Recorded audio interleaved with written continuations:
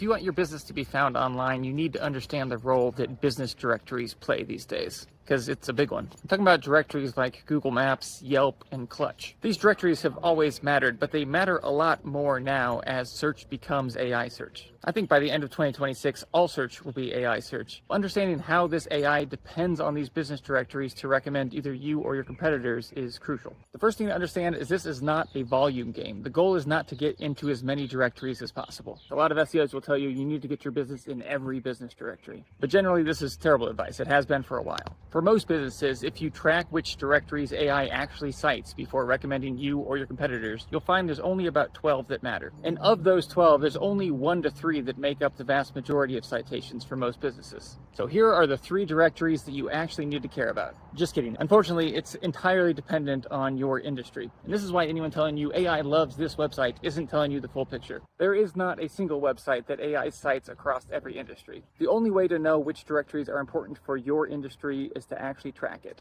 We use something called peak.ai, but if you're not ready to pay for a tool, there's an easy way you can do this yourself. Just go to Google, go to the AI mode tab, and start asking the types of questions someone would ask when they're looking to hire a business like yours. Then pay attention to the websites that AI cites. These websites more or less determine whether or not the AI is going to recommend your brand or your competitor's brand. And for pretty much every industry, it's going to include directories. Now, before I get to step 2, I know what you're thinking, TJ, why would I look at Google AI mode? No one uses AI mode. Fair enough, but remember, we're operating under the assumption that all search will be AI search by the end of 2026. And even if my timeline is off slightly there, it's not a matter of if, but when. Google has already confirmed this is the case. Once you understand which directories AI is citing, the next step is to rank higher in those directories. This is because when AI cites directories, it almost always cites listicles on those directories. If you're not showing up at the top of at least some of these listicles, it's not doing anything. So how do you rank higher in these directories? Unfortunately, it depends on the directory. Most of them put a lot of weight on reviews, and it's typically not total reviews, but rather review frequency. So I recommend setting a goal for how many reviews you can get each month.